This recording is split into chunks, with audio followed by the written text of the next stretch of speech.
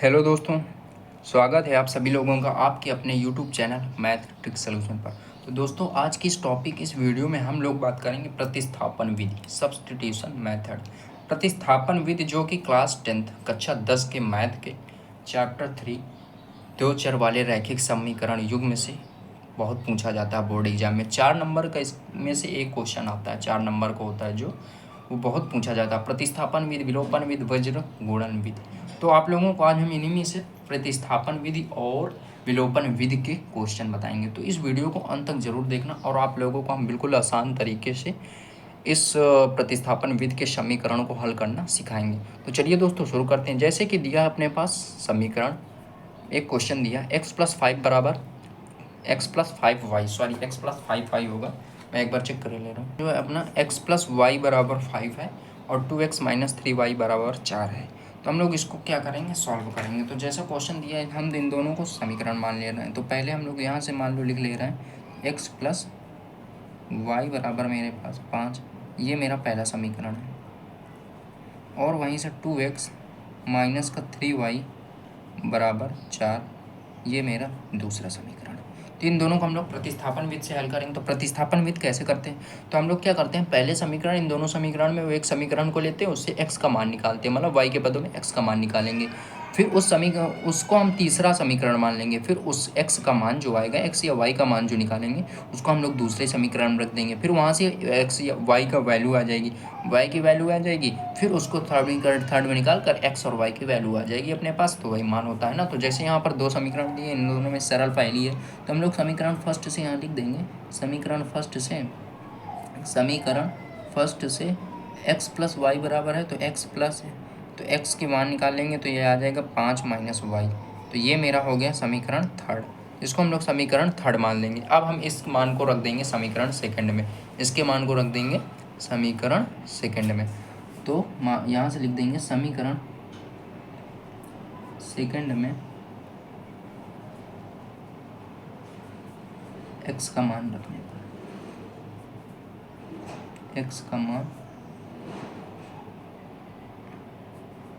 रखने पर, अब समीकरण सेकंड में x का मान रखेंगे तो 2 तो पहले से दिया, x की जगह x का मान रख देंगे। तो x का मान क्या आ रहा है, थर्ड से x 5 - y, उसके बाद माइनस का 3y है और बराबर में 4 है, बराबर में 4 है। अब 2 को गुणा कराएंगे तो यहाँ से आ जाएगा 10, और यहाँ से आ जाएगा 2y, यहाँ से माइनस का 3y और यहाँ से 4।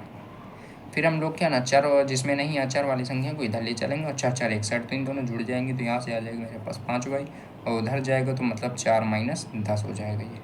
तो इधर से ये जाएगा तो y बराबर माइनस का 5y, यहाँ से आ जाएगा माइनस का 6। तो y बराबर अगर देखा जाए तो ये मेरे पास आ जाएगा माइनस का 6 बटे माइनस का 5, तो प्लस प्लस चला जाएगा तो 6/5। तो y बराबर मेरे पास क्या आ गया, 6/5। अब इस y के मान को हम लोग समीकरण थर्ड में रख देंगे, इस y के मान को समीकरण थर्ड में रख देंगे। तो हम लोग क्या लिखेंगे कि y का मान समीकरण थर्ड में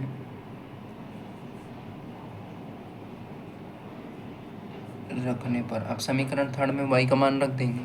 समीकरण थर्ड क्या था मेरे पास, x बराबर 5 - y, ये समीकरण थर्ड था। तो हम लोग y का मान क्या है, 6/5, तो यहाँ पर 6/5 रख देंगे तो आ रहा 6/5। फिर हम लोग यहाँ से एलसीएम ले लेंगे, एलसीएम लेंगे तो क्या आएगा, तो आएगा 25 माइनस का 6/5, तो 25 - 6/5, तो x बराबर क्या, 25 से 6 जाएगा तो क्या बचेगा 19/5।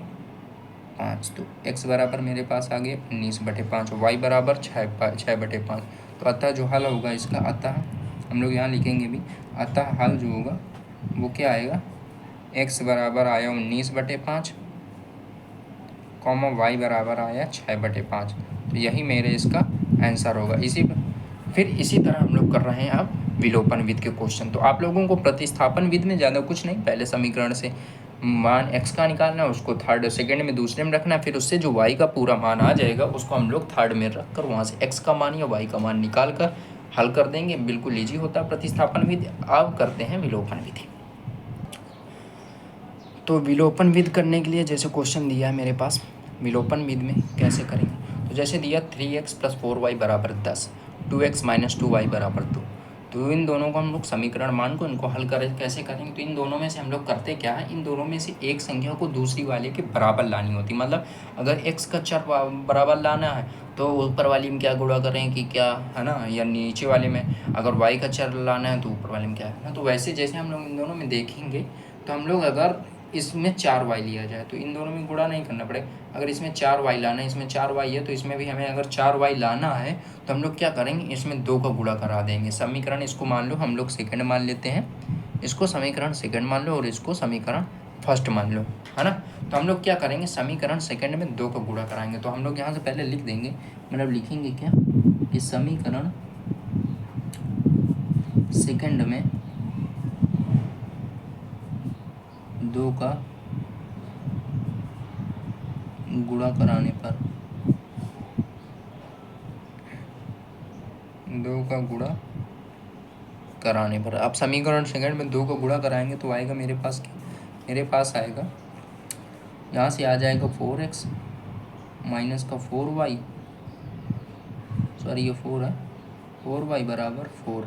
यहाँ से मेरे पास ये आ गया, तो ये मेरे पास बन गया ना। अब हम इन दोनों से अब हम लोग क्या करेंगे, इसको मान लेते हैं समीकरण थर्ड। क्या मान लेंगे, समीकरण अब थर्ड। फिर हम लोग क्या करेंगे, हम लोग करेंगे ये कि समीकरण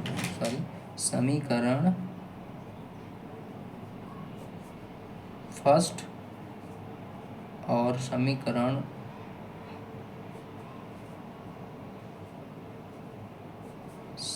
थर्ड को जोड़ने पर, इन दोनों को जोड़ देंगे,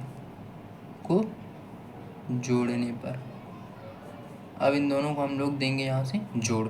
अब जोड़ देंगे तो पहली क्या दी है मेरे पास, पहली समीकरण क्या दी है, पहली समीकरण मेरे पास दी है 3x प्लस 4y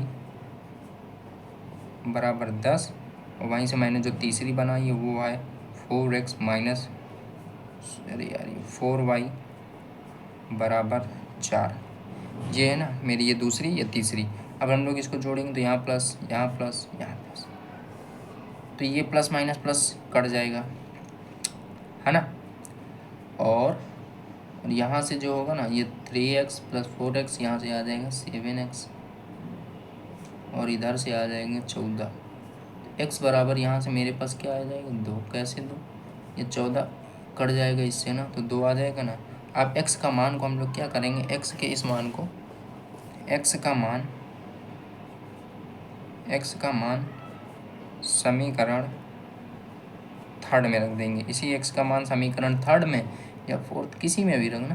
तो हम लोग x का मान क्या करेंगे, समीकरण जो है ना सेकंड में या थर्ड में, सेकंड में रखने पर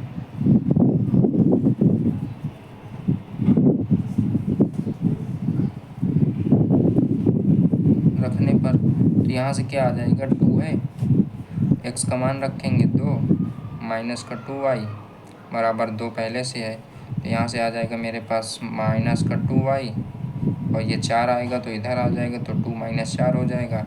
यहाँ से माइनस का 2y बराबर माइनस का 2, y बराबर -2 बटे -2, दोनों कट जाएंगे तो आएगा 1, तो y बराबर मेरे पास 1 आ गया। तो ये इसका आंसर, तो यहाँ से हम लोग लिख देंगे, अतः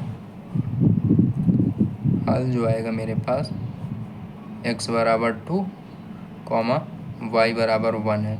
यही मेरे इसका आंसर है विलोपन विधि का।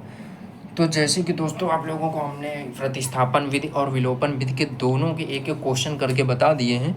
तो अब आप लोगों को बताना है कि वीडियो कैसी लगी, अच्छी लगी हो तो लाइक करना और कमेंट में ज़रूर बताना कैसी लगी ना, और सब्सक्राइब करना, यूट्यूब चैनल को सब्सक्राइब करना। जय भारत।